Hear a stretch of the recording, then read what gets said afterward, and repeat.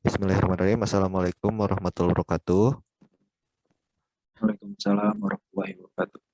Kami dari kelompok 2 mata kuliah Manajemen Perusahaan Industri Sekolah Tinggi Teknologi Bandung akan membuat tugas video FGD Focus Group Discussion untuk pergerakan rantai produk industri dari hulu ke hilir. Kami beranggotakan saya sendiri Helmi Syarahman, lalu M. Iqbal Rizkia, lalu terakhir Julia Nuraini. Pada kesempatan kali ini saya akan bertindak sebagai moderator, lalu Saudara Iqbal akan bertindak sebagai pemateri, dan Saudari Julia pun akan bertindak sebagai pemateri. Baik, kita untuk materi pertama akan dibawakan oleh Saudari Julia. Silakan. Baik, terima kasih Pak Helmi. Semuanya, jadi kali ini saya akan mencoba untuk menjelaskan sedikit tentang proses pergerakan rantai produk industri atau biasa disebut dengan supply chain management, bahasa kerennya nih. Nah, untuk pada materi yang akan saya sampaikan ini akan lebih ke fokus kepada produk makanan, terutama frozen food. Jadi kita bisa lihat nih di sini ada diagram alir dari pergerakan rantai produk industri tersebut. Di sebelah kiri bisa kita lihat itu ada proses dan produk desain. Jadi maksudnya apa? Ini tuh istilahnya produknya yang dijual nih apa? Spesifikasinya seperti apa? Lalu desainnya seperti apa yang akan ditawarkan ke customer. Makanya di proses and product design ini terdapat garis putus-putus yang menghubungkan dengan customer. Jadi customer-nya ini sebagai user, pengguna dari produk ini tadi gitu. Lalu proses dan produk desain ini tuh di atasnya ini ada supplier, maksudnya apa gitu. Nah, supplier di sini itu berfungsi sebagai pemasok bahan baku. Nah, untuk menciptakan produk yang akan kita jual tadi, kan kita membutuhkan nih bahan baku yang digunakan untuk proses produksinya. Makanya di situ ada supplier. Jadi, kalau dalam pergerakan rantai produk industri ini tuh, supplier tuh sebagai jaringan pertama nih yang akan memulai dari proses pergerakan rantai produk industri ini. Lalu setelah bahan bakunya sudah ready, udah semuanya, lalu factoring ini tuh proses produksi dari produk itu sendiri. Lalu setelah manufacturing, ini ada proses distribusi atau proses ya pengiriman barang yang sudah selesai dibuat tadi. Lalu distribusi ini tidak hanya ke tempat-tempat yang besar seperti itu, tapi kita juga bisa retail seperti itu, atau juga bisa langsung ke customer distribusinya seperti itu. Lalu dari customer ini juga bisa recycling atau remanufacturing. Jadi maksudnya apa? Jadi si customer ini tuh bisa melakukan istilahnya pengembalian barang nih kalau misal produknya ini nggak sesuai sama yang diinginkan tadi, seperti itu. Lalu dari customer ini kita juga ada customer service atau lebih ke pelayanan, bagaimana sih kepuasan dari customer ini setelah mendapatkan produk yang kita jual seperti itu. Pak Helmi, boleh next?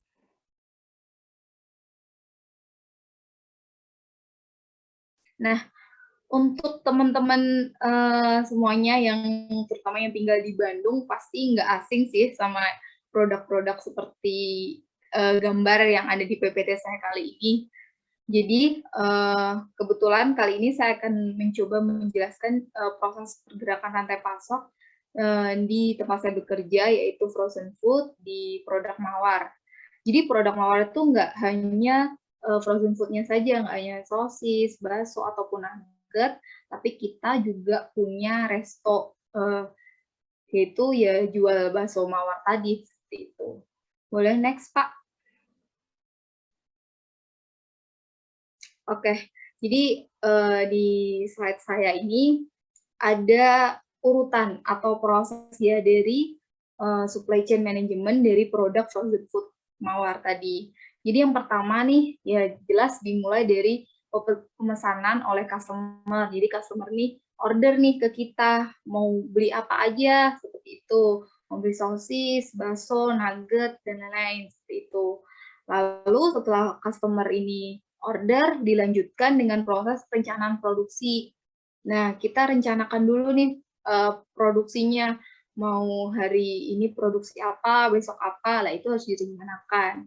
Nah, dari proses perencanaan produksi tersebut, kita bisa mengambil yaitu pengadaan bahan baku. Jadi istilahnya kita bisa hitung nih, berapa sih bahan baku yang kita butuhkan untuk melakukan proses produksi produk tersebut.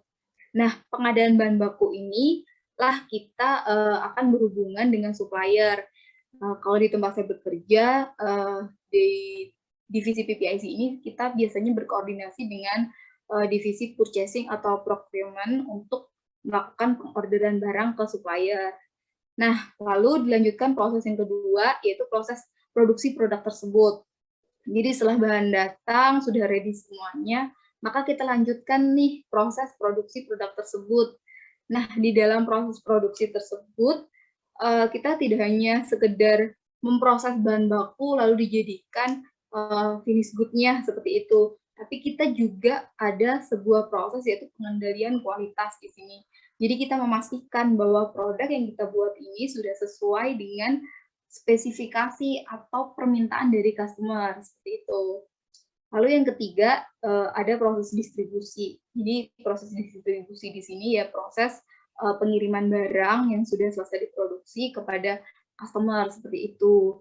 Nah, di proses produksi ini tuh ya meliputi dari penjadwalan kiriman tersebut, perencanaan jaringan distribusi, seperti itu. Jadi, kapan sih kita mau kirim ke outlet ini? Kapan sih kita mau kirim ke outlet ini? Itu harus dijadwalkan agar ketika barang, karena ini produknya frozen food, barangnya mudah sekali untuk rusak karena di suhu yang tidak stabil, makanya kita harus punya jadwal kiriman tersebut.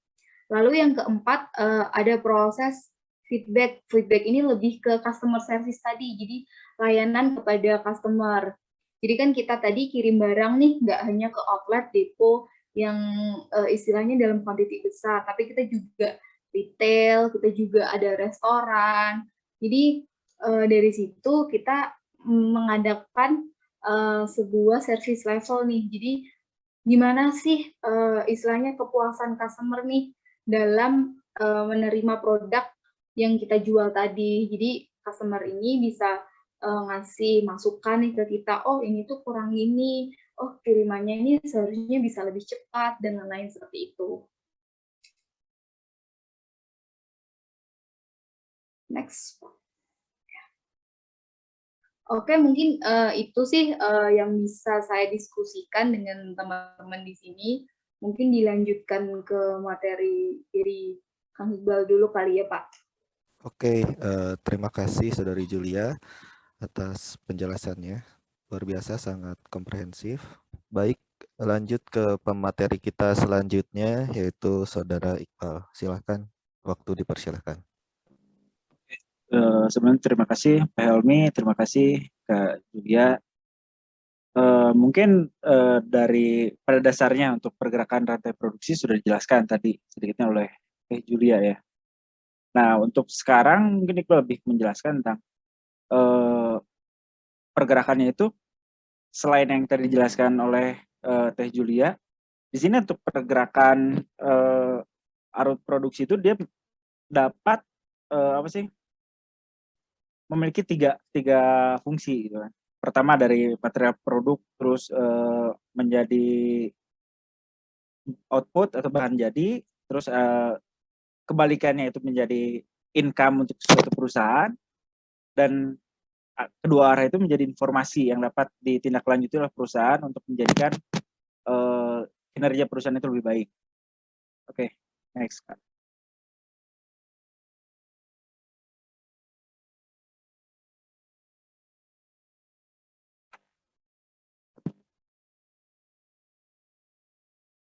Nah, untuk mungkin sekarang Iqbal lebih menjelaskan tentang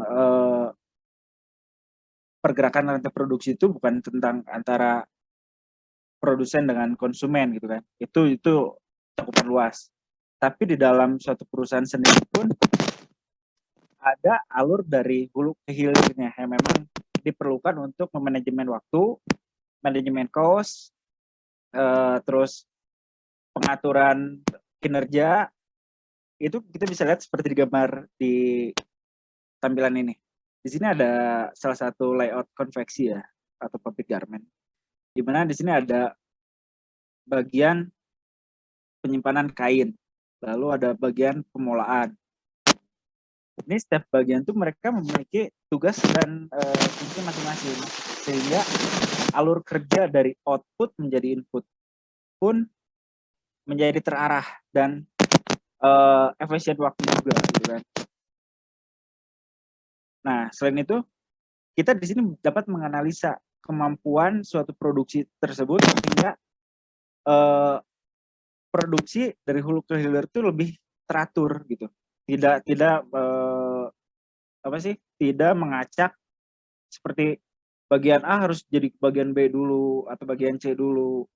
Sehingga mereka tuh terus saling berkesinambungan dari output sehingga menjadi barang jadi. Dari input menjadi barang jadi. Oke, next Pak.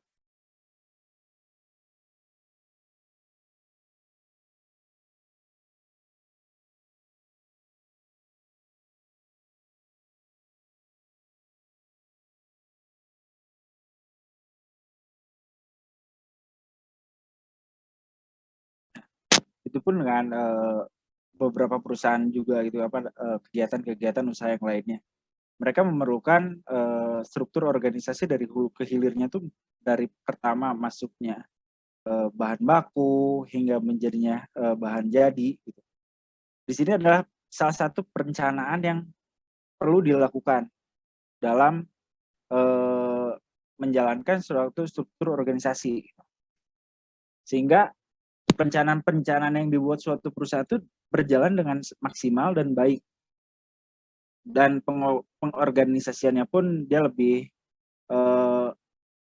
teratur lah Pak.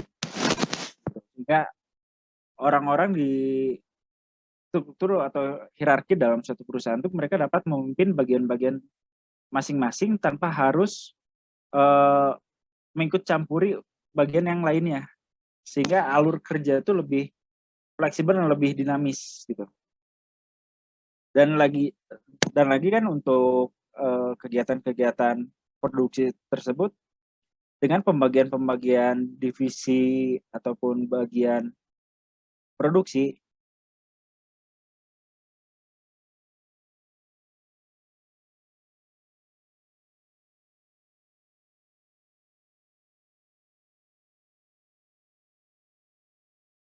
pertama datangnya bahan baku hingga menjadinya output itu kita tidak mengacak, mereka saling berurutan dari input terus proses pengerjaannya hingga nanti menjadi barang jadi.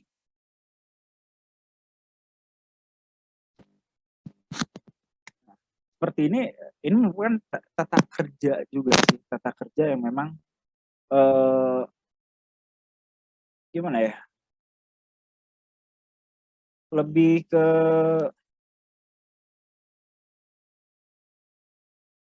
balik lagi sih ke efisiensi sih yang saya tangkap kalau poin dari pergerakan hulu ke hilirnya tuh, hingga proses kegiatan pun mencapai tujuan yang diinginkan dengan praktis, tidak harus berputar-putar terus gitu di satu bagian. Gambaran proses dari sedikit gambaran proses-proses yang memang dikerjakan gitu kan, mulai dari datangnya bahan baku, terus dilakukannya proses gelar kain. Setelah itu kita masuk proses cutting. Nah, dua proses ini pun kita selalu di dua visi yang berbeda. Kenapa? Karena kita ingin menjaga agar tidak banyak wasting time atau waktu yang terbuang. agar proses selanjutnya pun dapat berjalan dengan lancar dan tanpa ada hambatan. Nah, seperti itu setelah masuknya potongan selesai, kita langsung masuk ke bagian penjahitan atau sewing. Hingga, nah setelah sini nanti mungkin ada beberapa proses hingga menjadikannya suatu barang jadi yang memang dapat digunakan oleh para konsumen sesuai dengan pesanan ataupun kebutuhan konsumen tersebut. Oke, mungkin next Pak. Nah, seperti ini adalah produk-produk yang memang dapat produk-produk yang memang sudah dijadikan apa ya, memiliki daya guna dari asalnya bahan mentah hingga menjadi menjadi barang guna pakai yang melalui alur-alur kerja tadi, tata kerja tadi. Oke, next, Pak. Berarti tidak jauh sih, selanjutnya juga masih dikaitan dengan produk juga. Nah, ini dari bahan baku pun kita dapat membentuk atau menciptakan beberapa tipe yang memang disesuaikan dengan kebutuhan dan minat konsumennya itu sendiri. Oke, next. Oke, mungkin saya paling lebih menekankan di bagian itu aja sih ya, tentang apa sih proses industri dari hulu ke hilir, terutama di bagian produksi. Karena memang kebetulan saya memang lebih terfokusnya di bagian situ, mengikuti alur-alur dari input sampai outputnya tuh.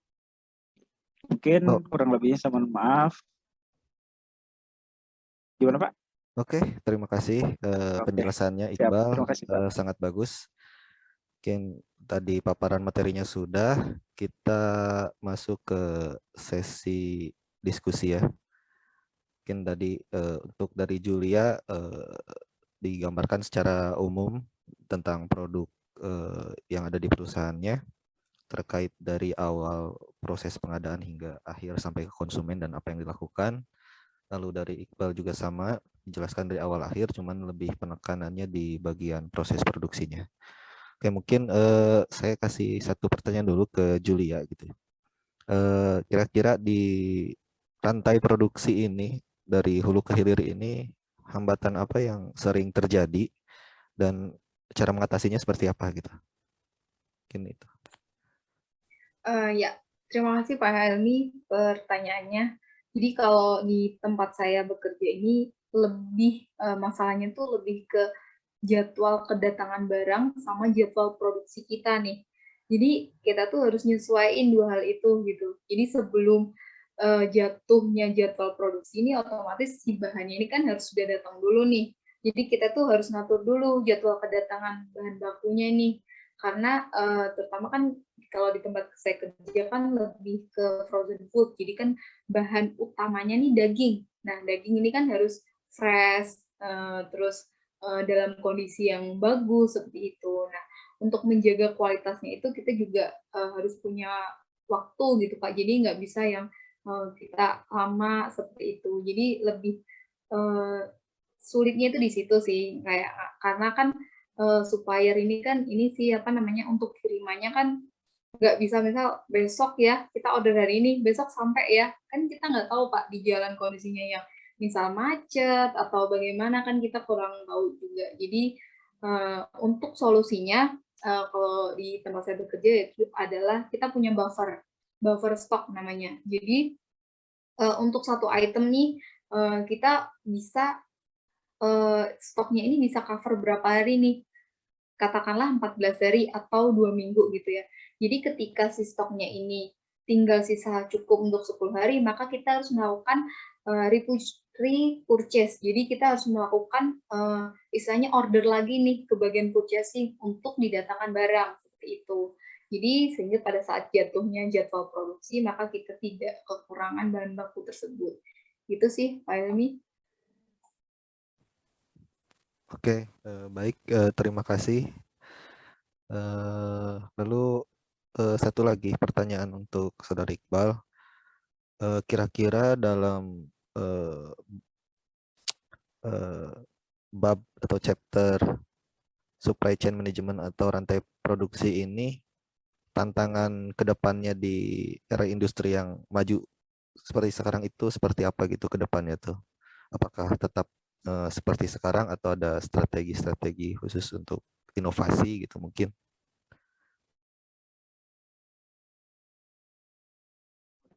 Baik, terima kasih. Mungkin untuk pertanyaan kami, saya bisa tentang inovasi ya, inovasi supply chain. Sebenarnya banyak sekali sih Pak. Kita tuh memang terutama untuk perusahaan-perusahaan seperti konveksi ya, daya saing kita memang besar banget. Pertama itu bisa dibilang perusahaan konveksi atau garment tuh perusahaan yang disebut perusahaan senja. Kenapa sih perusahaan senja? Karena perusahaan seperti itu memang tergantung dari orderan, dari kebutuhan yang permintaan yang memang harus dipenuhi. Tapi kalau memang tidak permintaan, perusahaan pun sangat ketar-ketir lah. Nah, dalam hal ini ada beberapa cara, terutama untuk meminimalisir cost, itu sangat dibutuhkan banget. Terus bagaimana kita memasarkannya, bagaimana langkah-langkah produksi.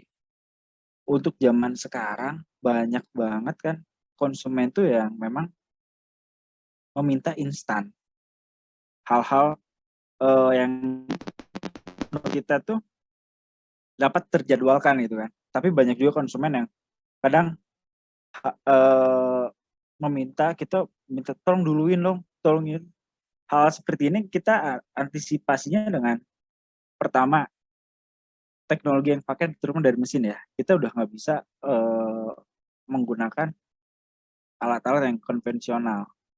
Udah banyak yang otomatis gitu kan. Terus kapasitas mesin, kapasitas SDM-nya, kita memang benar harus selalu ditingkatkan. Karena dalam dunia industri, semakin kita bertahan dalam keadaan atau bertahan dalam suatu momen, itu kita tidak akan dapat maju pesat. Bahkan kita akan terkalahkan oleh pesaing-pesaing baru. Karena memang dalam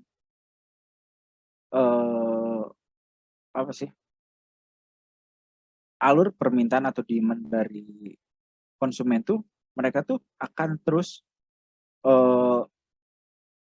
memperbarui lagi model, banyak kasarnya gini lah, dari beberapa pengalaman juga gitu, tentang produk-produk yang telah saya buat.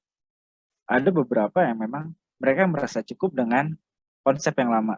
Tapi ada beberapa pula yang mereka butuh inovasi baru nih untuk model-model baju. Pada dasarnya kan baju t-shirt sama aja gitu kan, tangan pendek, tangan panjang, v-neck atau leher biasa. Nah, hal seperti itulah yang memang kita harus dalami, terutama dari informasi tentang fashion, terutama di bidang saya, fashion, gitu kan. Informasi-informasi tentang yang memang mempengaruhi daya beli masyarakat. Seperti itu sih Pak, kurang lebihnya. Untuk menghadapi era-era atau kemajuan teknologi seperti sekarang. Oke, baik. Terima kasih atas jawabannya, baik dari Saudari Julia atau Saudara Iqbal.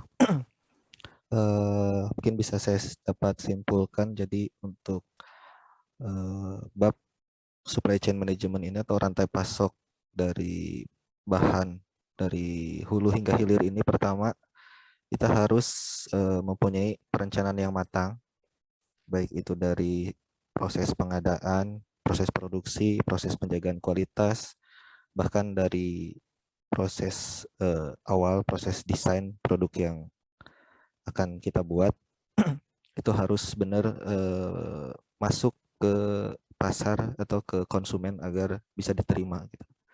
Dan jangan lupa harus tetap selalu berinovasi agar perusahaan kita tidak ketinggalan zaman gitu, istilahnya seperti itu ya. Jadi baik dari segi produk, apapun produknya, baik itu makanan contohnya tadi atau produk aparel atau baju, itu harus tetap terus berinovasi gimana caranya agar masyarakat masih bisa menerima, karena memang ujungnya akhirnya di masyarakat gitu. Mungkin seperti itu. Baik, mungkin cukup fokus grup discussion kita kali ini tentang rantai pasok produksi dari hulu hingga hilir. Terima kasih atas waktunya. Mohon maaf apabila banyak kekurangan. Terima kasih untuk pemateri kali ini. Saya akhiri. Wabillahi taufiq wal hidayah. Wassalamualaikum warahmatullahi wabarakatuh.